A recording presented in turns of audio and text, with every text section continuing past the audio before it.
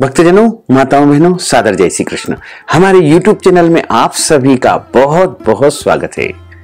सबसे पहले आपको और आपके पूरे परिवार को सफला एकादशी की बहुत बहुत शुभकामनाएं और बधाइयां। भगवान श्री हरि लक्ष्मी नारायण जी का भरपूर आशीर्वाद आप सभी के जीवन पर सदैव बना रहे। आप सभी सुखी रहें, स्वस्थ रहें, व्यस्त रहें और मस्त रहें। निरंतर उन्नति तथा प्रगति को प्राप्त करते रहें। आज हम आपको बताने जा रहे हैं कि इस बार पौष माह के कृष्ण पक्ष, लेकिन महाराष्ट्र में मार्गशीर्ष माह के कृष्ण पक्ष की एकादशी, सफला एकादशी का व्रत आपको कब रखना है तथा इस एकादशी व्रत का पारणा आपको कब करना है।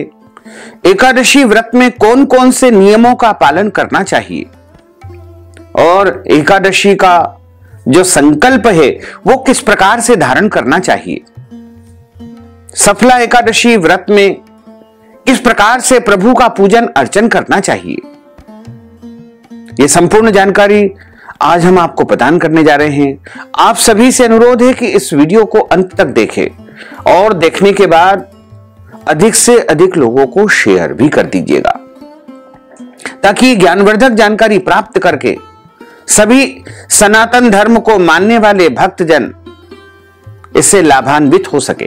पौष मास के कृष्ण पक्ष या महाराष्ट्र में मार्गशीर्ष माह के कृष्ण पक्ष की एकादशी को सफला एकादशी के नाम से जाना जाता है। इस बार एकादशी तिथि का प्रारंभ 6 जनवरी 2024 की रात को 12:42 से हो जाएगा और 7 जनवरी एवं 8 जनवरी 2024 रविवार सोमवार की रात को 12:47 पर एकादशी तिथि समाप्त हो जाएगी। सूर्योदय व्यापिनी द्वादशी युक्त शुद्ध हरिवासर सफला एकादशी का व्रत इस बार 7 जनवरी 2024 रविवार के दिन ही रहेगा तथा दशमी के सभी नियमों का पालन 6 जनवरी 2024 शनिवार के दिन करना है। सभी भक्तजनों और माताओं बहनों को एकादशी का जो व्रत है वो 7 जनवरी 2024 रविवार के दिन ही रखना चाहिए तथा इस व्रत का पारणा का अर्थ होता है व्रत खोलने का समय।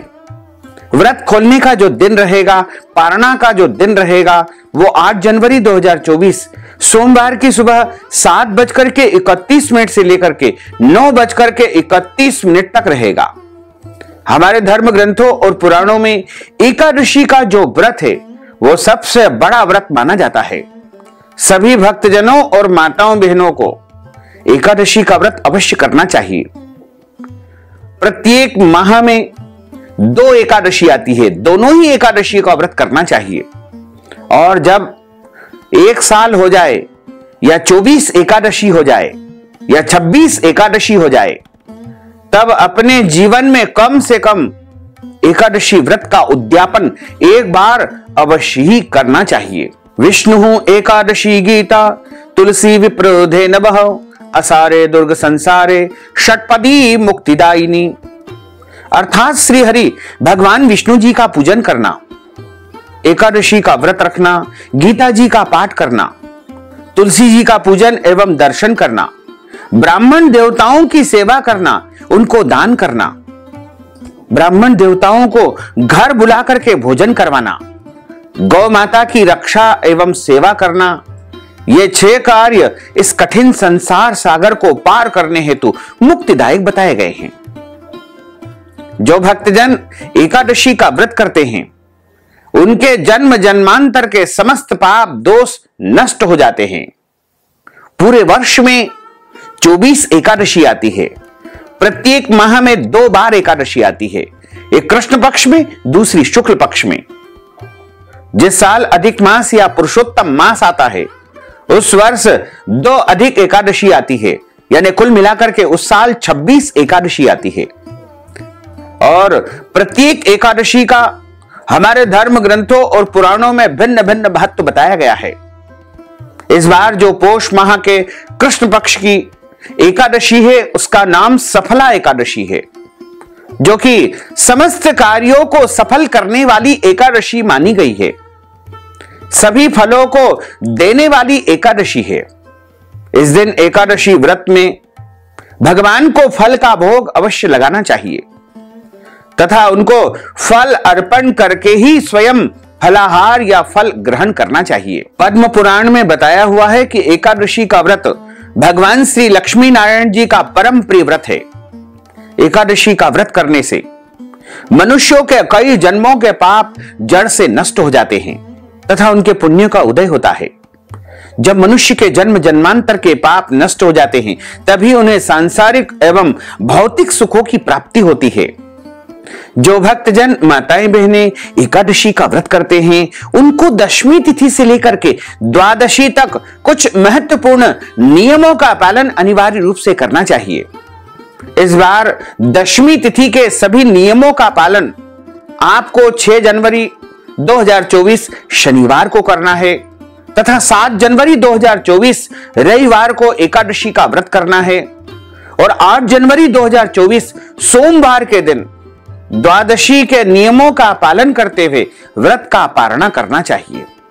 दशमी तिथि के दिन एक समय शुद्ध एवं सात्विक भोजन करें। दशमी के दिन चावल नहीं खाना चाहिए, शहद नहीं खाना चाहिए, लहसुन, प्याज, मांस, मदिरा, मसूर की दाल, कटहल की सब्जी का उपयोग भोजन के रूप में नहीं करना चाहिए। दशमी के दिन पराय अन्न अर्थात दूसरे के घर का भोजन नहीं करना चाहिए। इस दिन ब्रह्मचर्य व्रत का पालन करें। एकादशी के दिन सुबह जल्दी उठ करके स्नान करके पवित्र वस्त्र धारण करें और एकादशी का जो व्रत करता है उसको एकादशी व्रत का संकल्प अवश्य धारण करना चाहिए, क्योंकि संकल्प से कार्य सिद्धि होती है। यदि आप निष्काम भाव से व्रत करते हैं, निष्काम भाव का अर्थ होता है बिना किसी कामना के किए जाने वाले व्रत को निष्काम व्रत कहा जाता है। और यदि आप सकाम व्रत करते हैं, किसी कामना को लेकर के यदि आप एकादशी का व्रत करते हैं तो उसे सकाम व्रत कहा जाता है। दोनों ही परिस्थिति में एकादशी व्रत का संकल्प अवश्य धारण करना चाहिए। पद्म पुराण के उत्तरखंड के अध्याय 64 में श्लोक नंबर 34 लिखा हुआ है, एकादश्याम निराहार स्थित्वा हम परेहनि भोक्षामि पुंडरीकाक्ष शरणम में भवाच्युत। हे कमल नयन, हे वासुदेव, हे जनार्दन, हे अच्युत, मैं एकादशी के दिन निराहार रह करके व्रत रख करके दूसरे दिन ही भोजन करूंगा। और इस प्रकार आपको मानसिक रूप से भी एकादशी व्रत का संकल्प करना चाहिए।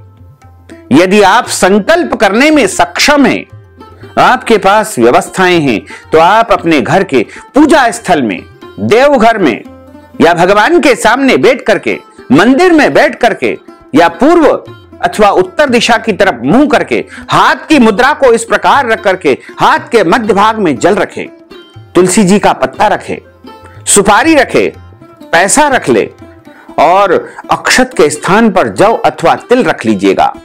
सामने शुद्ध घी का दीपक जला लीजिए और आसन पर बैठ करके संकल्प आपको धारण करना चाहिए।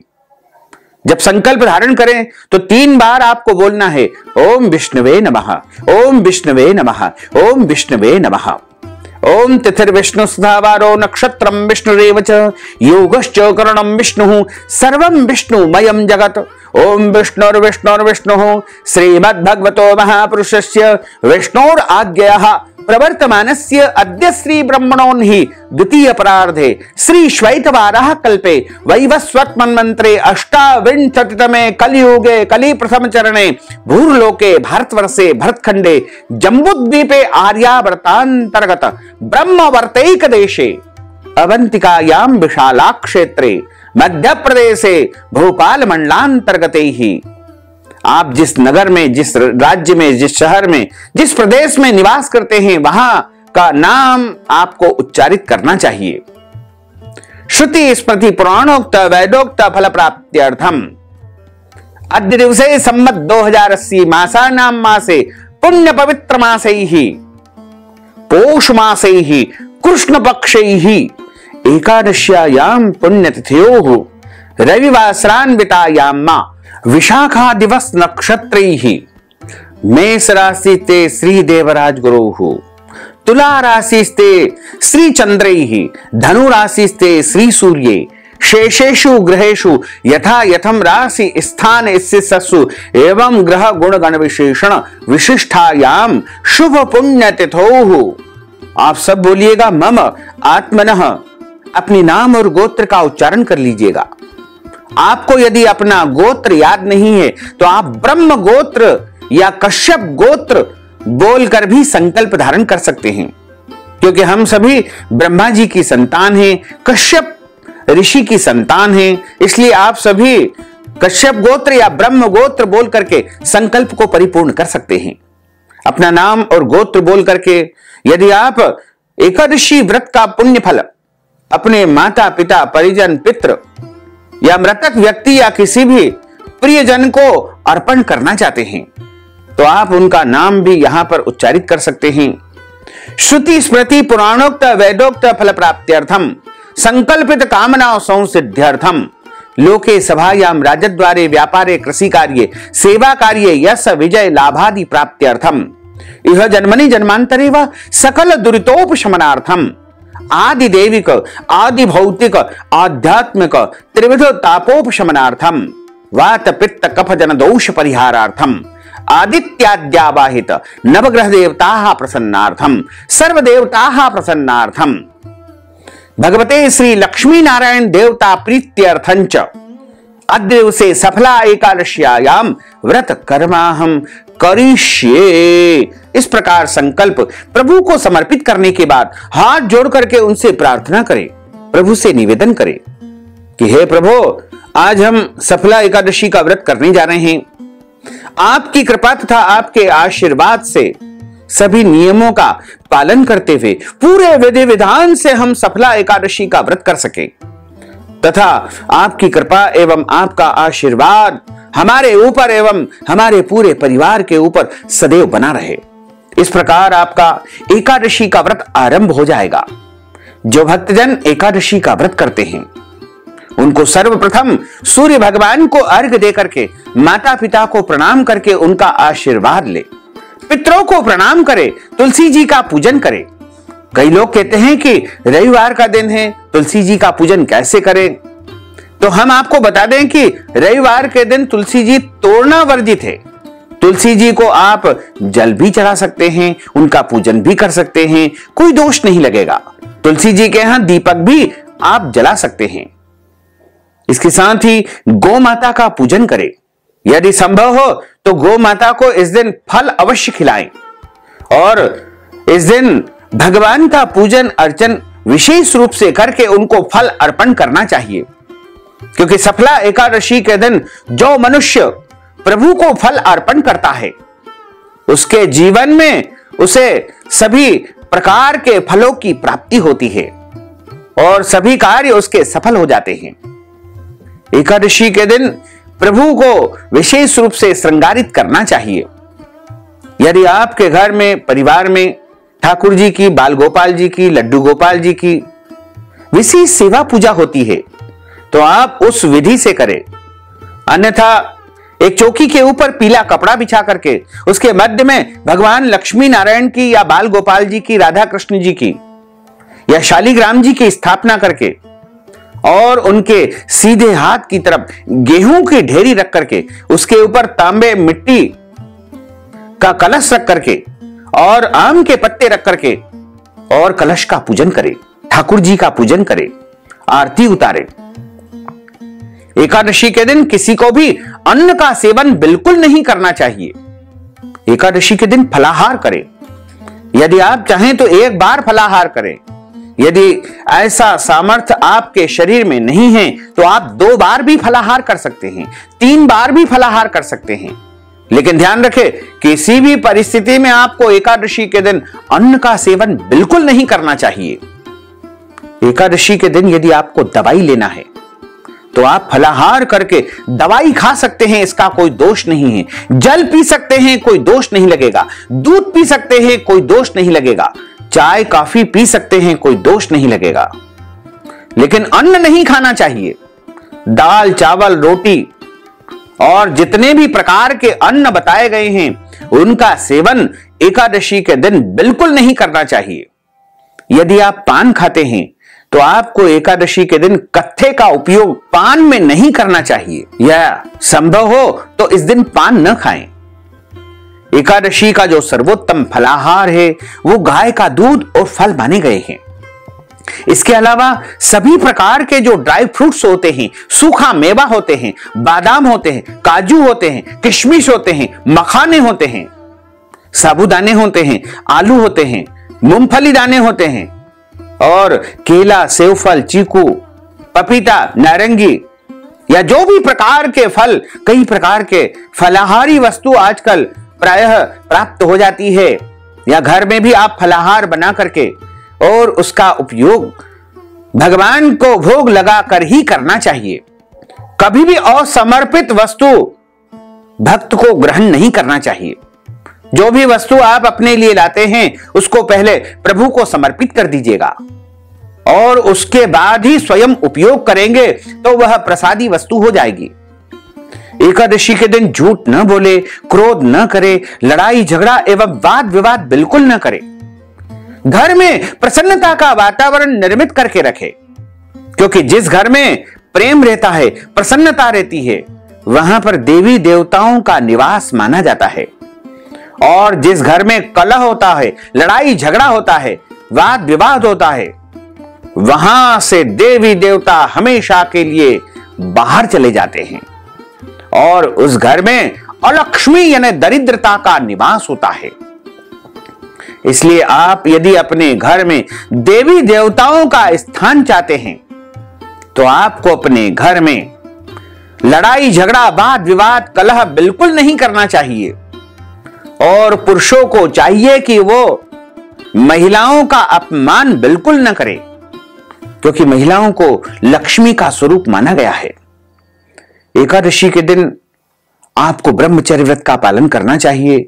इस दिन दाढ़ी कटिंग या शेविंग नहीं करवाना चाहिए, नाखून नहीं काटना चाहिए। शरीर के अंग के कोई भी बाल काटना या कटवाना इस दिन वर्जित माना गया है। एकादशी के दिन किसी का भी अपमान न करें, अनादर न करें, किसी भी प्राणी को न सताएं, क्योंकि कहा गया है कि ईश्वर अंश जीव अविनाशी।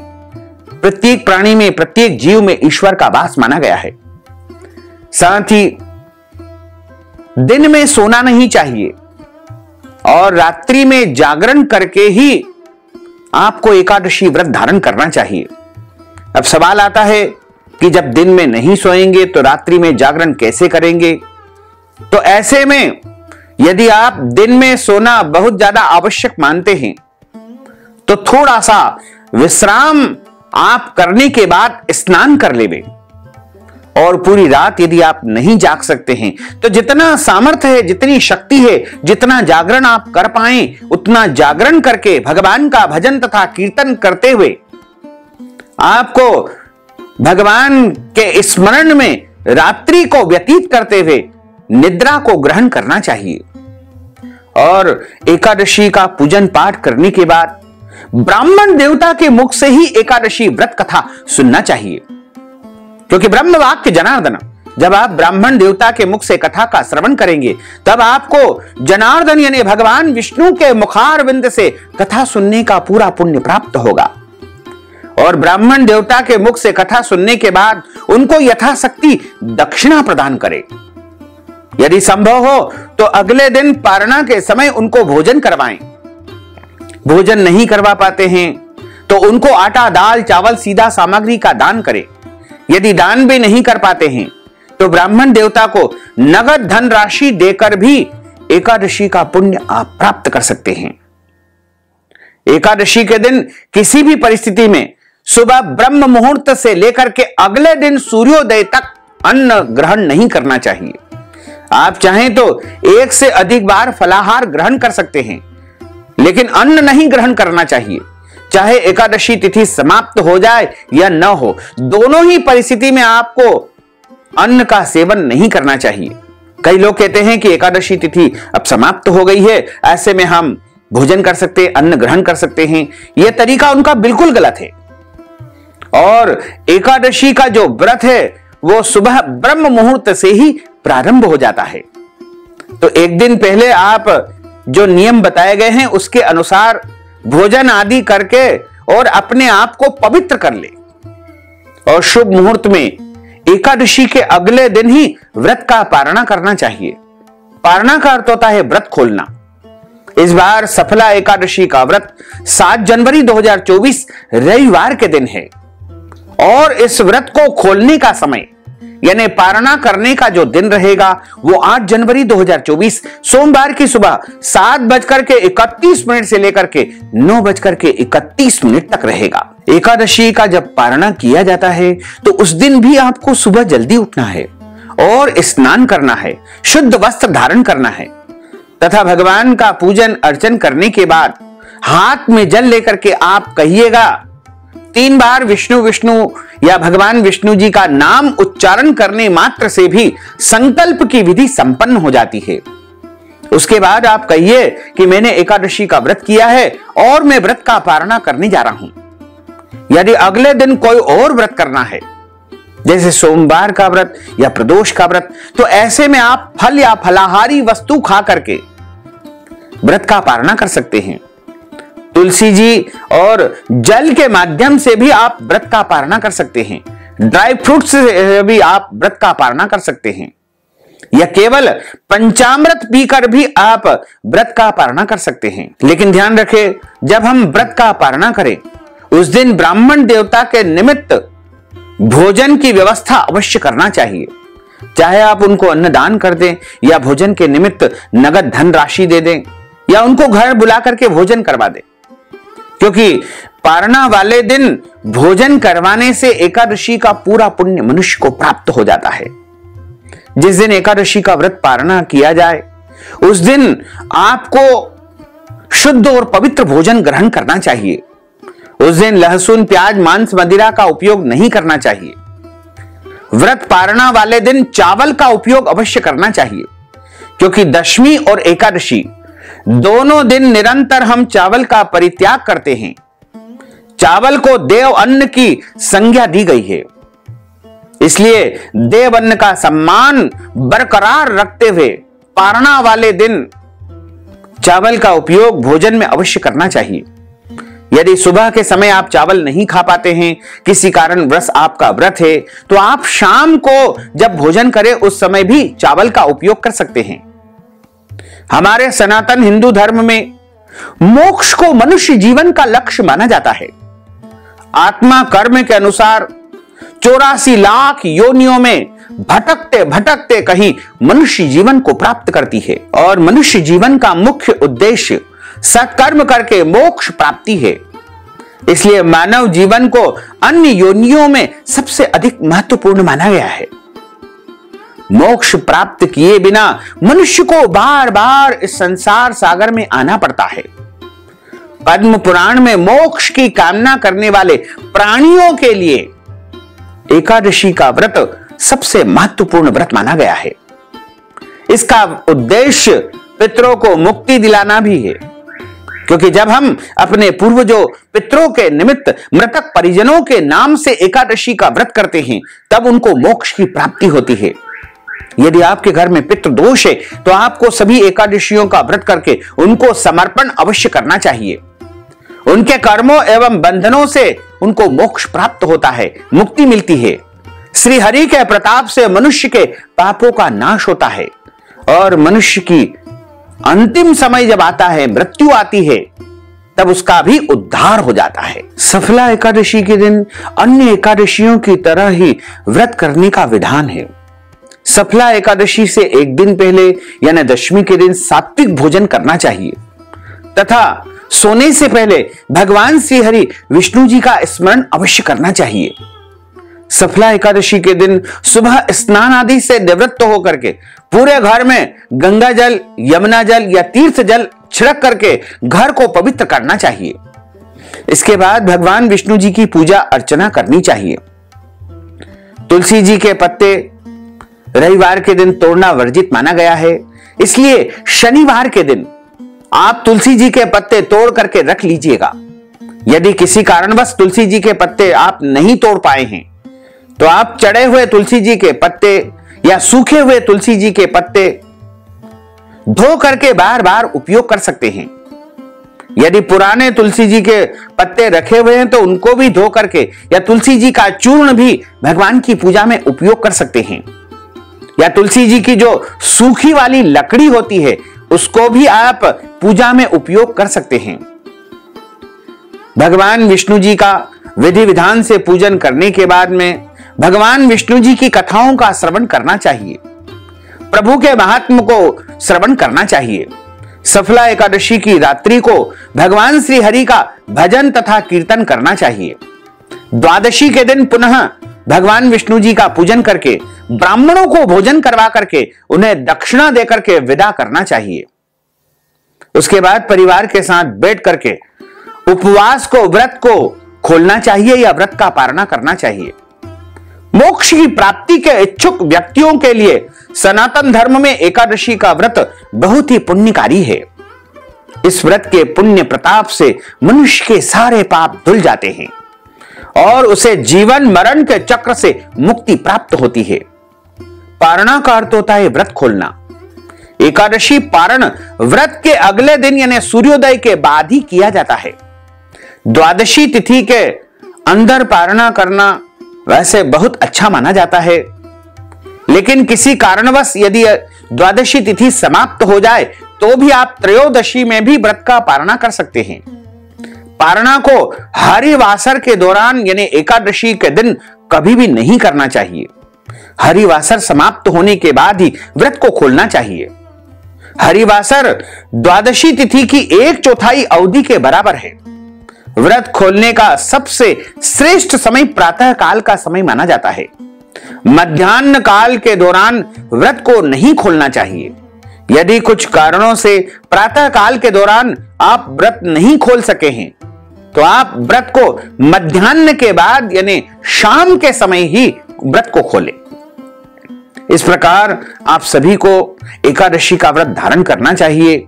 साथ ही आप सभी से अनुरोध है कि हमारे इस ज्ञानवर्धक वीडियो को अधिक से अधिक लोगों को शेयर करिएगा, लाइक करिएगा, कमेंट करिएगा और यदि अभी तक आपने सब्सक्राइब नहीं किया है तो अभी और इसी समय सब्सक्राइब कर लीजिए ताकि इसी प्रकार की ज्ञानवर्धक वीडियो आपको सबसे पहले प्राप्त हो सके।